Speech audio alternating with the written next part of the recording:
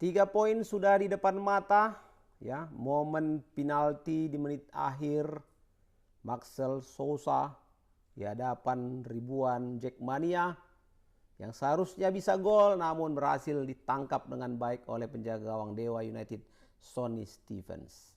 Lalu bagaimana bisa Persija yang dominan justru gagal menang? Apa yang sebenarnya terjadi secara taktikal di pertandingan ini dan seberapa besar pengaruh absennya Alano terhadap tumpulnya serangan Macan Kemayoran? Kita akan bedah semua di review match laga Persija versus Dewa United yang berakhir imbang 1-1. Dan sebelum kalian lanjutkan video ini, jangan lupa untuk like, share, subscribe, dan berikan komentar terbaik di Papatola Football. Kita mulai saja sobatku. Pertandingan yang berlangsung di Jakarta International Stadium sejatinya dengan misi adalah meraih kemenangan. Tentunya bagi tuan rumah Persija Jakarta.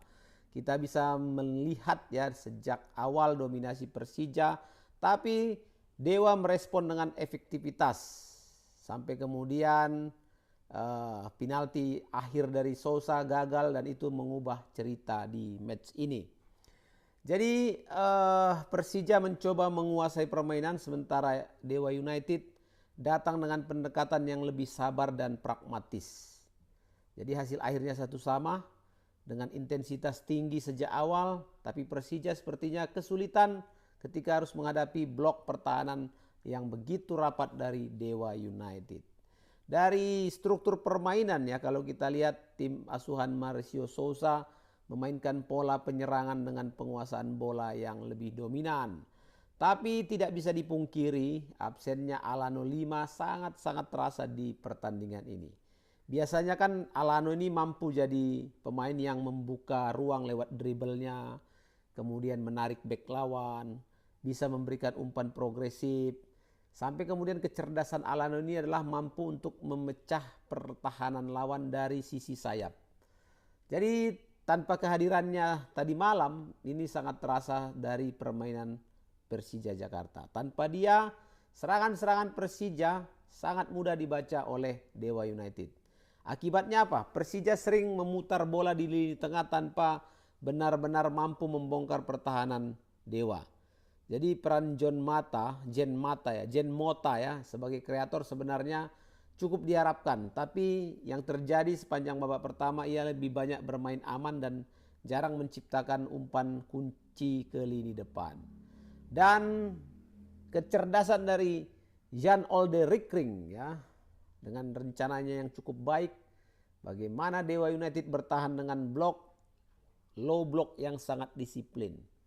4 back mereka ini benar-benar ya diminta oleh Olderikring untuk menjaga secara rapat garis pertahanan dan 2 gelandang aktifnya menutup ruang di depan kotak penalti. Sehingga dengan strategi ini membuat Persija benar-benar kesulitan menembus sisi tengah ya. Dan dipaksa lebih sering untuk menyerang lewat situasi bola mati. Jadi dalam fase menyerang, Dewa United tidak terburu-buru. Mereka betul-betul menunggu momen untuk serangan balik cepat. Karena mereka punya pemain yang bagus. Siapa lagi kalau bukan anak Medan yang satu itu? Egy Maulana Fikri. Kita bisa melihat bagaimana tadi malam pergerakan Egy sangat dinamis dari lini tengah. Meskipun memang Persija unggul terlebih dahulu ya melalui Maxwell dari bola mati, di mana masuk injury time babak pertama, Jen Mota mengirimkan tendangan pojok yang cukup berbahaya dan bola tersebut disambut dengan sundulan yang sangat mematikan dari Maxwell Sousa. Kiper Sonny Stevens sebenarnya masih bisa dia mau berusaha untuk menepis bola, tapi reboundnya jatuh kembali ke Maxwell ya. Jadi gol ini membuat sebenarnya perubahan yang penting di babak kedua ya.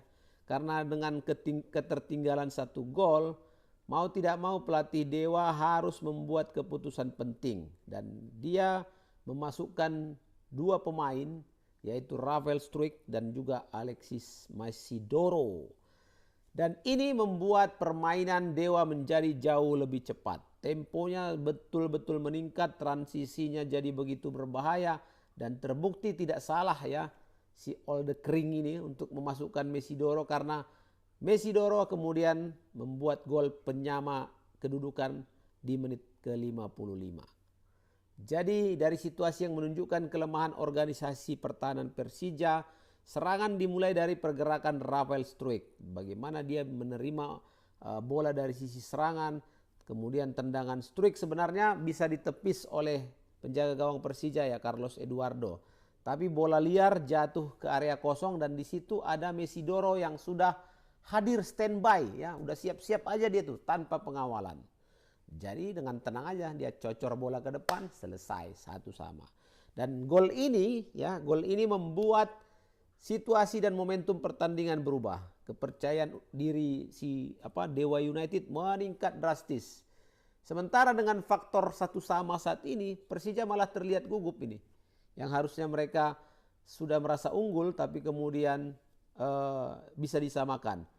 Dan di menit-menit akhir, di sini sebetulnya momen paling krusial, paling menentukan. Menit 87, Persija mendapatkan hadiah penalti setelah si Damian Lowe dianggap melakukan handball di kotak penalti ya.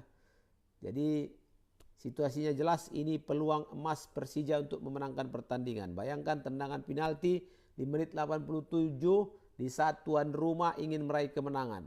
Dan lagi-lagi sang pencetak gol pertama tadi Sousa maju sebagai eksekutor. Tapi sayang, sungguh 1000 sayang sobat.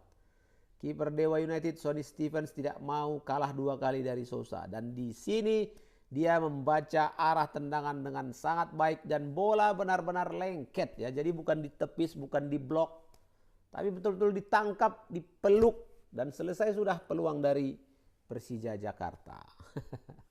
Jadi penyelamatan dari Sonny Stevens ini menjadi momen sekaligus juga memutus harapan Persija untuk meraih kemenangan dan juga mendapatkan poin bagi Dewa United.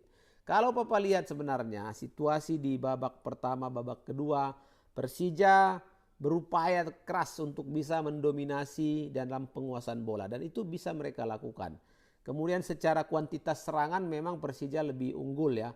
Tetapi yang menjadi catatan Papa Tola adalah Persija kurang kreatif dalam membongkar pertahanan Dewa United. Selalu monoton dan ini membuat Dewa tidak terlalu gugup ketika menghadapi serangan dari Persija Jakarta. Nah di sisi yang lain Dewa United tahu betul dia bahwa agresivitas akan dimainkan oleh Persija. Dan ini membuat Dewa harus benar-benar disiplin, bertahan.